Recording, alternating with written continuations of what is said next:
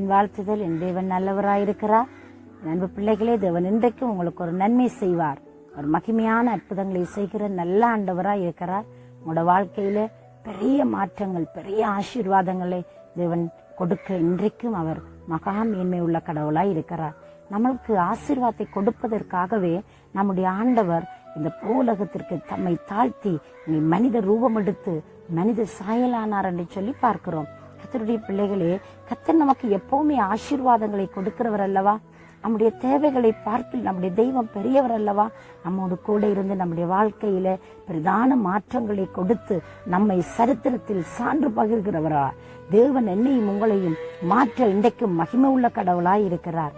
இந்த நாளிலும் இந்த காலையில நீங்கள் எதிர்பார்க்கிற வண்ணமாய் தேவன் உங்களோடு பேச போகிறார். தேவனுடைய வார்த்தைக்கு நாங்கள் செவிசாய்ப்போமா?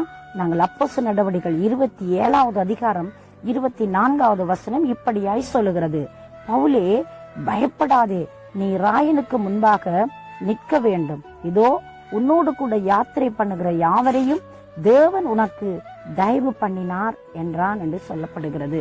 அன்பு பிள்ளைகளே, தேவன் இந்த இடத்திலே அருமையாய் பவுலை தைரியப்படுத்துகிறார். பவுல் என்கிற மனிதரை குறித்து உங்களுக்கு தெரியும். இவர் கமாலியலுக்கு கீழ் கல்வி கற்று ஒரு பெரிய சிறந்த கல்விமான், ஒரு பெரிய பண்டிதர் என்று கூட நாம் சொல்ல முடியலாம். இவர் ஒரு மிகவும் வைராக்கியமான ஒரு ஜூத குலத்தை சேர்ந்தவர். ஆண்டவருக்கு வைராக்கியத்தோடு செயல்பட்ட ஒரு தேவ மனிதர். தேவன் அவரை சந்தித்தார். தேவன் அவருடைய வாழ்க்கையில பெரிய காரியங்களை செய்தார். அவருடைய வாழ்க்கையிலே பட்டணங்கள் தோறும் அவருடைய பணிகளிலே தேவன் நடக்க வேண்டிய சில காரியங்களை குறித்து பவுலோடு பேசிக் கொண்டிருக்கிறார். இப்பொழுது ஒரு கப்பல் பிரயாணத்தை மேற்கொள்கிறார்கள். அந்த கப்பல் மிகவும் சேதப்படத்தக்கதாய் அந்த காற்றும் அலைகளும் கொந்தளிப்புகளும் அங்கே படகிலே மிக வருத்தத்தை உண்டாக்கினது. அந்த இடத்தில் எல்லாரும் பயந்து போய் இருக்கிற பொழுது பவுல் எழுந்து நின்று திடன் சொல்லி தைரியப்படுத்தினார். ஆண்டவர் பவுலுக்கு கொடுத்த வார்த்தை தான் அவ்வளவு பிரச்சனையின் நடுவிலும் தைரியமாய் நிற்க பவுலை வைத்தது. அந்த இடத்திலே பவுலுடைய வாழ்க்கையிலே அவர் ராயனுக்கு முன்பதாக நிற்க வேண்டும் என்பது தேவனுடைய தீர்மானம். எனவே அவர் தைரியம் கொள்ளுகிறார். தேவன் என்னை குறித்த இடத்தில் குறித்த நேரத்தில் அவர் கொண்டு போய் சேர்ப்பார். அந்த இடத்தில் நான் தேவனுடைய வார்த்தையை சொல்ல வேண்டும். ராயனுக்கு நான் தேவனுடைய காரியங்களை பேச வேண்டும். எனவே தேவன் இந்த கடல் பயணத்தில் என்னை இந்த இடத்தில் கைவிடப் போகிறது இல்லை. நான் இந்த இடத்தில் மரித்துவிடப் போகிறது இல்லை. எனக்கு தேவன் அற்புதம் செய்வார் என்ற நம்பிக்கையோடு இருக்கிற பொழுது நான் வார்த்தை இப்படியாய் சொல்லுகிறது.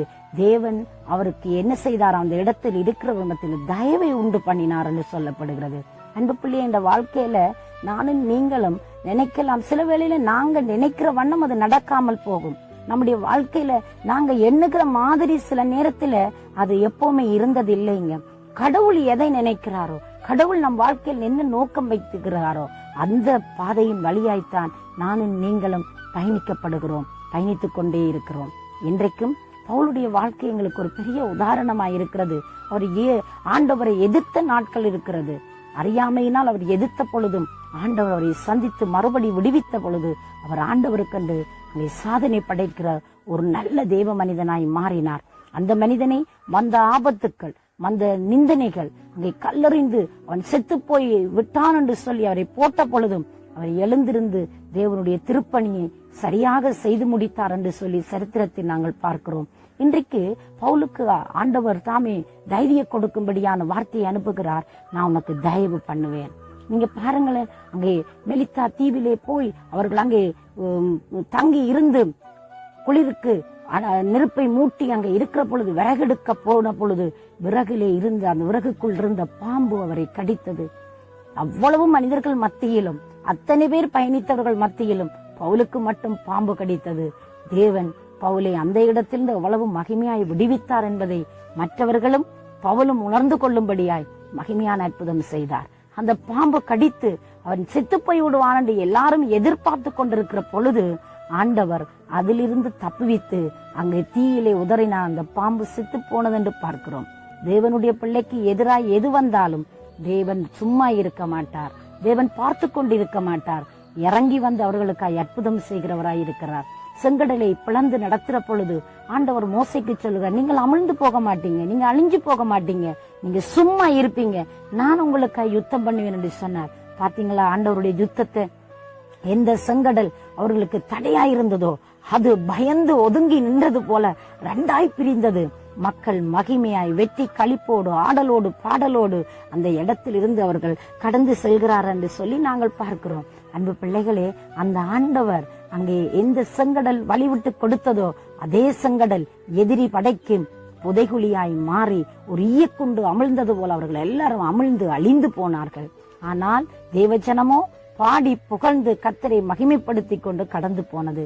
பவுல் செத்து போய் விடுவான் என்று சொல்லி எல்லாரும் நினைத்த பொழுது தேவன் அதிலிருந்து தப்புவித்து எல்லார் மத்தியிலும் தயவை உண்டு பண்ணி தேவனுடைய திட்டத்தின் பால் தேவனுடைய சித்தத்தின்படி அவர் எல்லாவற்றிலும் எல்லா இடங்களிலும் தேவனுடைய வார்த்தையை திருவசனத்தை வல்லமையாய் அதிகாரத்தோடு ஆதாரத்தோடு பிரசங்கம் பண்ணி தேவனே அங்கே மகிமையானவர் கர்த்தரே தெய்வம் என்பதை உறுதிப்படுத்தினார். தேவன் சொன்ன வார்த்தைகள் ஒன்றும் வெறுமனையாகல, அவர் வாக்கினால் சொன்னதை கரத்தினால் நிறைவேற்றுகிற கடவுளாயிருக்கிறார். பவுலின் கையினால் தேவன் விசுவசித்த அற்புதங்களை செய்தார் என்று அப்போஸ்தலர் நடவடிக்கைகளிலே நாங்கள் படிக்கிறோமே. அன்பு பிள்ளைகளை, இன்றைக்கும் பவுலுக்கு தயவுண்டு பண்ணி பவுலுடைய வாழ்க்கையிலே தேவன் வைத்ததான திட்டத்தை அவர் நிறைவேற்றி முடித்தது போல இன்றைக்கும் தேவன் அற்புதம் செய்ய வல்லவராயிருக்கிறார். அவரை நோக்கி பார்க்க எத்தனை பேர் ஆயத்தமாயிருக்கிறீங்க? உங்களுக்கு எந்த இடத்தில் தயவு வேண்டும், எந்த இடத்தில் இரக்கம் வேண்டும், எந்த இடத்தில் சுகம் வேண்டும், எந்த இடத்தில் பலன் வேணும், தேவன் உங்களை கொண்டு செய்யும் காரியமளவு உங்களை கைவிட மாட்டார். உங்களுக்கு எப்பவுமே தேவன் அதிசயங்களை அற்புதங்களை செய்கிறவராயிருக்கிறார். அவர் சொன்னதை செய்கிறவர், செய்கிறதையே சொல்லுவார். அவர் சொன்னதுதான். அன்பு பிள்ளையே, காற்றையும் கடலையும் அதட்டினவர், அவைகளை எல்லாம் அமைதிப்படுத்தின ஆண்டவர் இன்றைக்கு உங்களோட வாழ்க்கையில வல்லமை உள்ளவராய் இருந்து அவர் விடுதலை கொடுக்க வல்லவராயிருக்கிறார். அவரை நோக்கி பார்க்கிறீங்களா? அவரை நோக்கி பார்க்கிற பொழுது தேவன் அற்புதத்தையும் அதிசயத்தையும் செய்து உங்களை கனம் பண்ணுவார். நான் உங்களுக்காக ஜெபிக்கட்டுமா? எங்களை நேசிக்கிற சர்வ வல்லமை உள்ள நல்ல ஆண்டவரே, இயேசுவின் நாமத்தினாலே உங்களுடைய பிள்ளைகள் உண்மை பார்க்கிறார்கள். எந்த இடத்தில் தயவு இரக்கம் தேவை என்று நிற்கிறாங்களோ அப்பா, நீங்க உதவி செய்யுங்க. ஒரு ஆண்டவரே அற்புதத்தை செய்து உங்களுடைய மக்களை கனம் பண்ணி காத்துக் கொள்ளுங்க. இயேசுவின் நாமத்தை ஜெபிக்கிறேன் ஜீவனுள்ள நல்ல பிதாவே, ஆமென், ஆமென். தேவன் தாமே உங்களை நிறைவாய் ஆசீர்வதிப்பாராக.